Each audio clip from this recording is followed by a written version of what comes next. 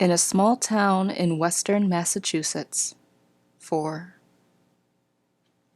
In a small town in western Massachusetts, 40 years ago, a young, pale youth was acting as cashier of the savings bank. He was dyspeptic, acutely nervous, and often ill-natured.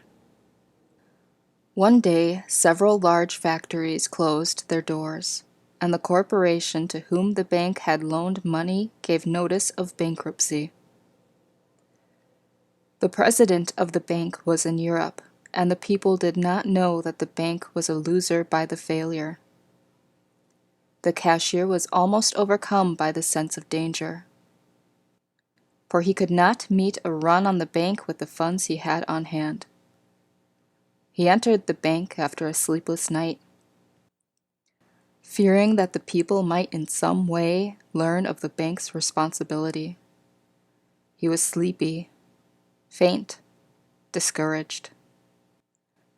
An old farmer came in to get a small check cashed, and the glum cashier did not answer the farmer's usual salutation. His face was cloudy, his eyes bloodshot, and his whole manner irritating. He counted out the money and threw it at the farmer. The old man counted his money carefully and then called out to the cashier, "What's the matter? Is your bank going to fail?" When the farmer had left the bank, the young cashier could see that his manner was letting out that which he wished to conceal. He then paced up and down the bank and fought it all out of himself. He determined he would be cheerful, brave, and strong. He forced himself to smile, and soon was able to laugh at himself for presenting such a ridiculous appearance. He met the next customer with a hearty greeting of good cheer. All the forenoon he grew stronger in his determination to let nothing move him to gloom again. About noon the daily Boston paper came and announced the possible failure of that bank. Almost instantly the news flew about town, and a wild mob assailed the bank, screaming for their money. But the cheerful cashier met them with a smile and made fun of their excitement.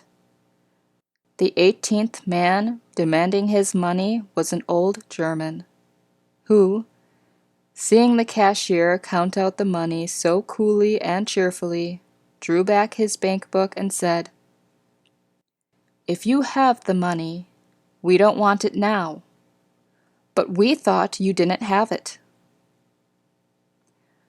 That suggestion made the crowd laugh, and in half an hour the crowd had left, and those who had drawn their money in many cases asked the cashier to take it back. The cashier now is a most successful manufacturer and railroad director, stout-hearted and cheerful. He often refers to the fight he had that morning with his insignificant, flabby little self. To appreciate one's power at command is the first consideration. A man from Cooperstown, New York, visited St. Anthony Falls, Minnesota, in the early 50s of the last century and laughed loud and long at the ridiculous little mill which turned out a few bags of flour and sawed a few thousand feet of lumber. It was indeed ludicrous. He could think of no comparison except an elephant drawing a baby's tiny toy. His laughter led to a heated discussion and investigation. An Army officer at Fort Snelling, who was a civil engineer, was asked to make an estimate of the Mississippi River's horsepower at St. Anthony Falls. His report was beyond the civilian's belief. He said there was power enough to turn the wheels to grind out 10,000 barrels of flour a day and to cut logs into millions of square feet of board every hour. The estimate was below the facts, but was not accepted for 10 years. Then was constructed the strong dam which built up the great city of Minneapolis and represents the finest and most vigorous civilization of our age. Nevertheless, there still runs to waste 10,000 horsepower. In the first paper mill erected at South Hadley Falls, Massachusetts, the horsepower used was less than 100. Yet an engineer employed by Mr. Chaplin, of Springfield, to determine the possible power of the Connecticut River at the point reported it so great that unbelief in his figures postponed for a long time all the proposed enterprises. But one poor man, determined to do something about it, promoted a system of canals which now so utilizes the water that a large city, manufacturing annually products worth many millions, draws from its comfort and riches. Massive as are the present works at Holyoke, regret is often expressed that so much of the water power still goes over the mighty dam and ridicules the smallness of the faith of those who tried to harness it. Such is the intellectual force in a young person's mind. It is reasonable to conclude that no mind ever did its very best, and that no willpower was ever exerted continuously to its greatest capacity. But the first essential in the making of noble character is to gain a full appreciation of the latent or unused force which each individual possesses. When one without foolish egotism realizes how much can be done with his wasting energies, then he must carefully consider to what object he will turn his power. Great wills are often wasted on unworthy objects, and the strong current of the mind, which could be applied to the making of world-enriching machinery, is used to manufacture some unsaleable toy. The mind is often compared to an electric dynamo. The figure is accurate. It is an automatic, self-charging battery which, when applied to worthy occupation or to a high purpose, distributes happiness, progress, and intelligence to mankind, and as a natural consequence, brings riches and honor to the industrious possessor. 40 years ago, there was on the lips of nearly every teacher and father a fascinating story of a Massachusetts boy whose history illustrates forcibly the power of will, which is latent in us all. I need not state the details of the life, as it is only the illustration which we need here. A young fellow sat on a barrel at the door of a country grocery store in a small village not far from Boston. He was the son of an industrious mechanic who had opened a small shop for making and repairing farm utensils, such as rakes, hoes, and shovels. But the son, encouraged by an indulgent mother, would not work. He gave way to cards, drink, and bad company. He would not go to school, and was a continual source of alarm to his parents, and he became the talk of the neighbors. He either was ill with a cough or pretended to fear consumption. The doctor's advice to set him at work in the open air was not enforced by his anxious mother. He was a fair sample of the many thousand young men seen now about the country stores and taverns. He had, however, the unusual disadvantage of having his board and clothing furnished to him without earning them.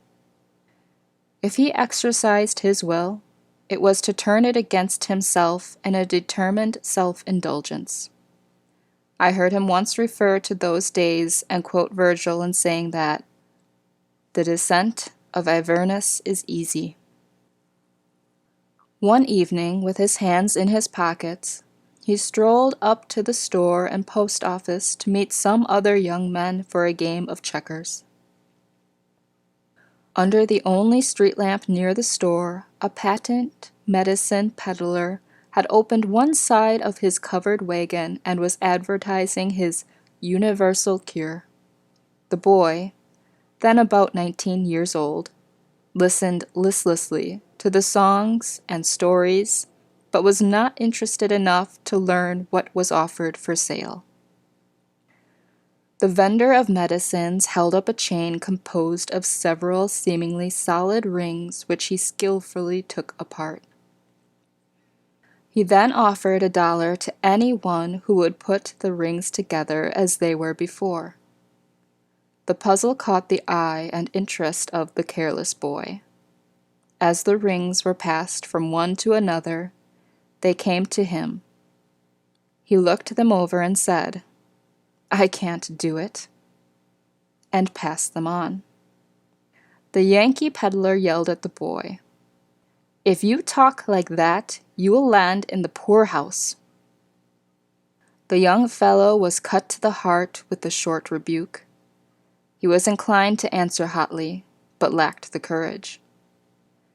After the boys had had their chance to see the rings, he asked to examine them again. But he still saw no way to cut or open the solid steel, and contemptuously threw them at the peddler and shouted, "You're fooling! That can't be done!" The smiling vendor rolled the rings into a chain in an instant and, throwing it to the boy, said sarcastically, "Take it home to your mother. She can do it." The young fellow, ashamed, angry, and crushed, caught the chain and crept out of the crowd and went home, entering his room by the back stairs. He hated the peddler with a murderous passion, but despised himself and must have wept great tears far into the night.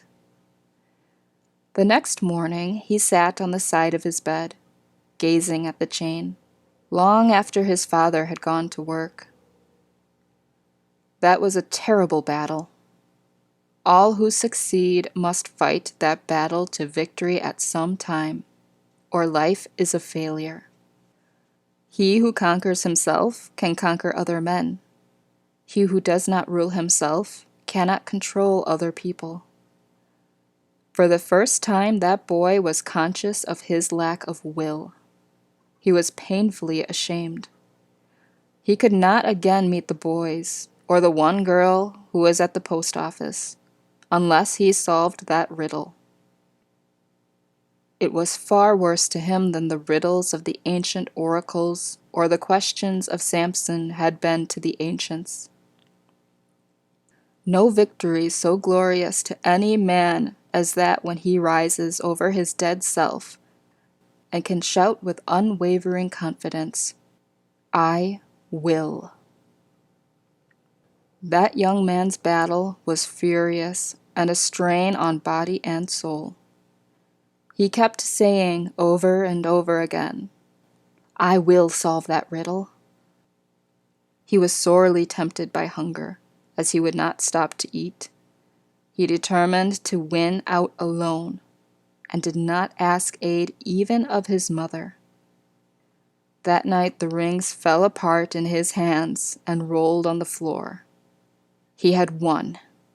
Life has few joys like that hour of victory. The rings had little value as pieces of steel, but his triumph over self was worth millions to him, and worth 1,000 millions to his country. The next morning, his parents were surprised to see him the first one at the breakfast table.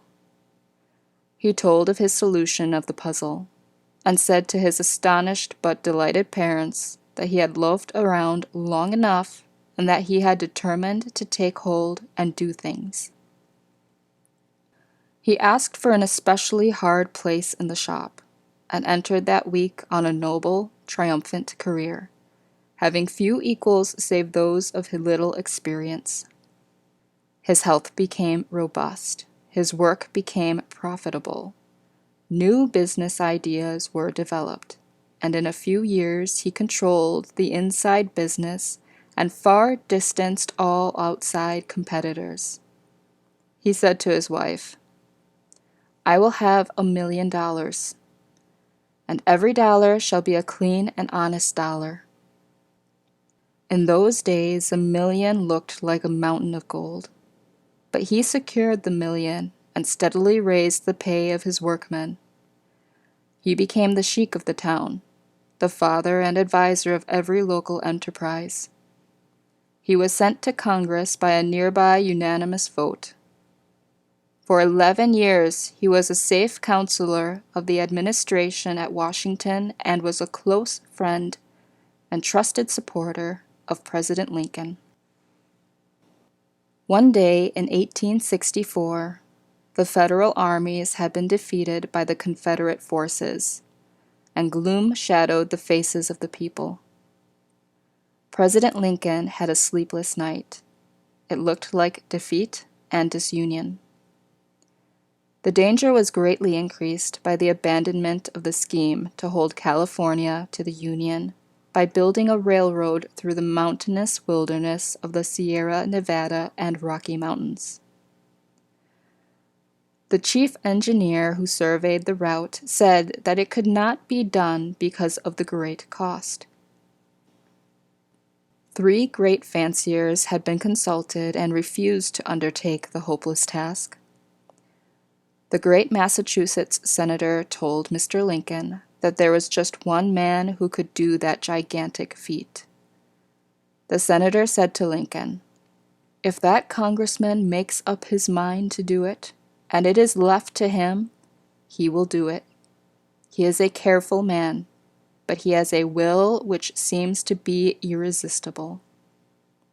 President Lincoln sent for the congressman and said, "A railroad to California now will be more than an army, and it will be an army, in the saving of the Union.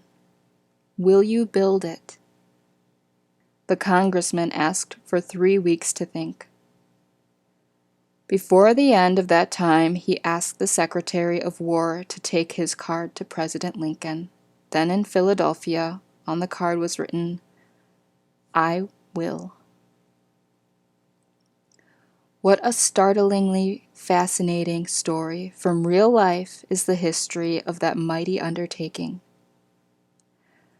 Now, when the traveler passes the highest point on that transcontinental railroad, 8,550 feet above the sea at Sherman, Wyoming, and lifts his hat before the monument erected to the memory of that civil nobleman and hero, he is paying his respect to the self-giving heart and mighty brain of the boy who conquered the 3 links. It may not be necessary to multiply illustrations of this vital question, but no one who lived in the journalistic circles of Washington subsequent to the Civil War can forget the power and fame of the feminine literary genius who, as the Washington correspondent of the New York Independent, wrote such brilliant letters. The fact that she bore the same name as the congressman we have mentioned, though no relative of his, does not account for this reference to her. She was nearly 35 years old when a divorce and the breaking up of her home left her poor, ill, and under the cloud of undeserved disgrace.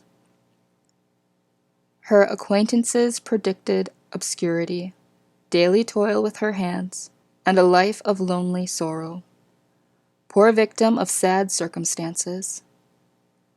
She had but little education, and had been too full of cares to read the books of the day. Her start in the profession which she later so gracefully and forcibly adorned was the foremost topic in corners and cloakrooms at her largely attended literary receptions in Washington. She had been told by those who loved her that a divorced woman would be shunned by all cultured women and be the butt of ridicule for fashionable men, and that, as she must earn a living, she should sew or embroider or act as a nurse. She certainly was too weak to wash clothes or care for a kitchen. But within her soul, there was that yearning to do something worthwhile, which seems given to almost every woman. Few women reach old age without feeling that somehow the great object of living has not been attained. The ambitions to which a man can give free wings, a woman must suppress or hide in defense to custom or competition. As yet, she has seldom, under our civilization, seemed to do her best or accomplish the one great ideal of her heart and intellect.